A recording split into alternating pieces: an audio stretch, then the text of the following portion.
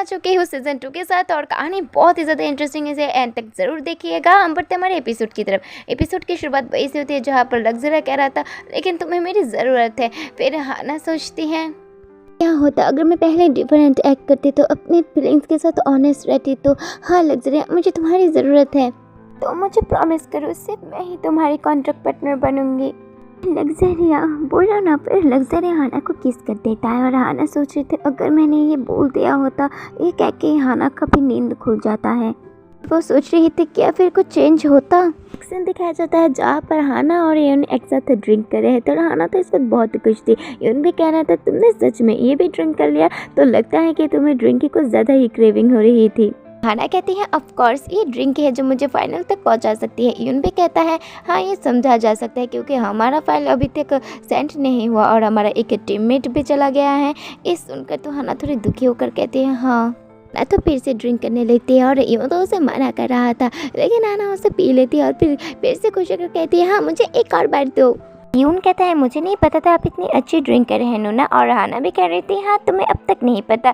यून फिर से कुछ कहने वाला था, हाना तो कहने लगती है आखिर उसकी हिम्मत कैसी हुई, वो या पागल हो चुका है, वो कैसे हमारे सेमेस्टर के बीच में ऐसे गायब हो सकता है, हमारे प्रोजेक्ट का क्या होगा और क्यों सब लोग मुझसे यहाँ आकर पूछ रहे हैं कि लग्जरी आखिर कहाँ चला गया, मुझे कैसे ये सब पता होगा। हाँ इधर यून भी स्माइल करते हुए सोच रहा था आखिर कितनी बार उसने लग्जरी के बारे में मेंशन कर लिया।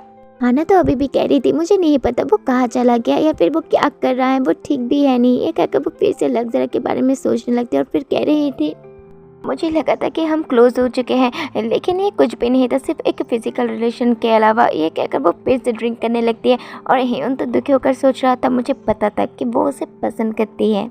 नेक्स्ट दिन में ह्यून हाना को लेकर घर जा रहा था और हाना तो कह रही थी ह्यून चलो फिर से ड्रिंक करते हैं। ह्यून मना कर देता है। हाना कह रही थी अगर तुम नहीं कर रहे हो ना तो मैं अकेले ही चलती हूँ। ऐसा कह के कुछ देर बाद वो खुद ही गिर जाती है और ह्यून तो और परेशान हो जाता है, कहता है नूना आप ठीक तो हो ना। यून कहता है अब मेरे पीठ पर चढ़ जाइए नूना। फिर हाना हंसकर कहते हैं यून मैं जैसे दिखती हूँ उससे ज़्यादा भारी हुई हूँ। शर्मा कर कहता है मैं भी जैसा दिखता हूँ उससे ज़्यादा स्ट्रांग। और फिर वो ब्लश करते हैं, कह रहा था चलो भी अब उठ भी जाओ। हाना कहती है ह्यून तुम तो सच में स्ट्रांग हो। ह्यून भी कहता है हाँ मैं दिखता नहीं हूँ लेकिन मैं एक एथलीट हूँ। फिर ह्यून कहता है नूना इस जगह से कभी भी अकेले मत जाना। हाना पूछते हैं लेकिन क्यों।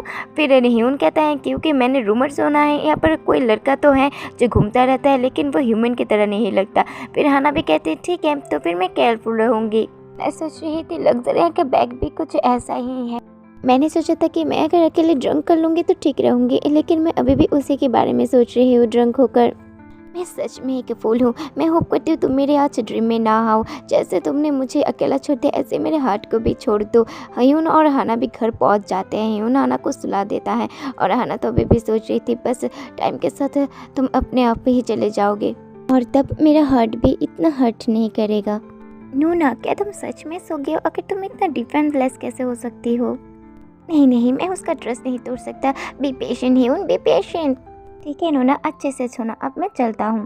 हाना को दिखाया जाता है जो कि बड़ी गहरी नींद पर जा चुकी थी। कुछ देर बाद यहाँ पर एंट्री होती है किसी की जो कि हाना को ही देख रहा था और ये था लग्जरिया जिसकी हालत अब कुछ ठीक नहीं लग रहा था क्योंकि वो बहुत टाइम से हाना के साथ नहीं सोया था।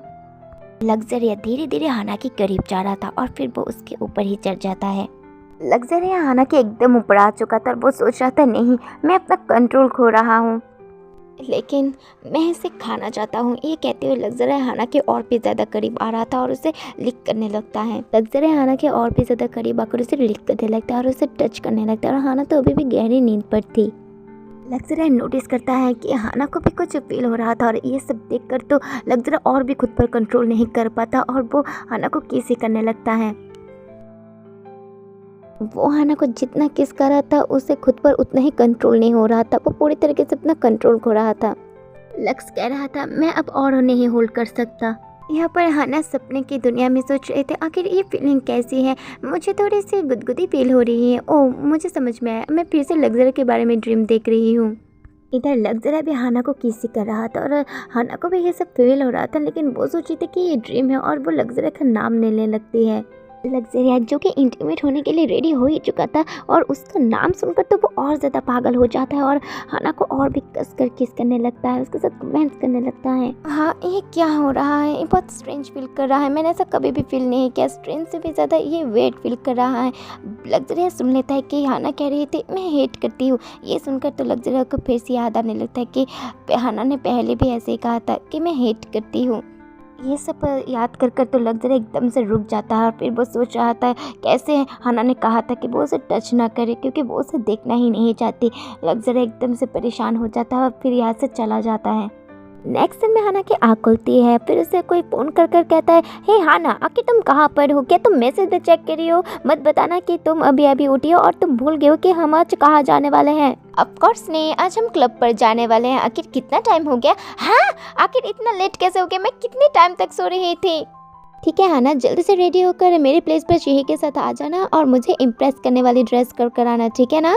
मे भी मुझे ये ऐसे नहीं कहना चाहिए था। नहीं, मैं ऐसा नहीं कर सकती, मैं ऐसे ही उनको दूर नहीं ठेल सकती। वो लोग अपने सीनियर को खुश करने के लिए इतने दूर जा रहे हैं।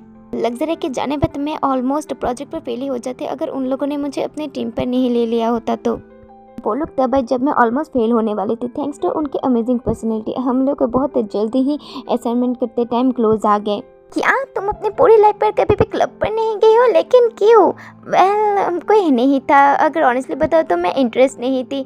नो वे, वो नहीं, हम अभी ये सब चेंज करने वाले हैं, तुम हमारे साथ जाने वाली हो। हमें एक पॉपुलर स्पॉट पता है ना, तो कुछ बोल ही नहीं पा रही थी। फिर बोलो कहते तो हम इसे यस समझ लेते हैं। ही जल्दी से क्लब के मैनेजर को फ़ोन करके बता देना कि हम वहाँ पर जाने वाले हैं। फिर आना कहती है तो ऐसे मैं इस सिचुएशन पर आ गई।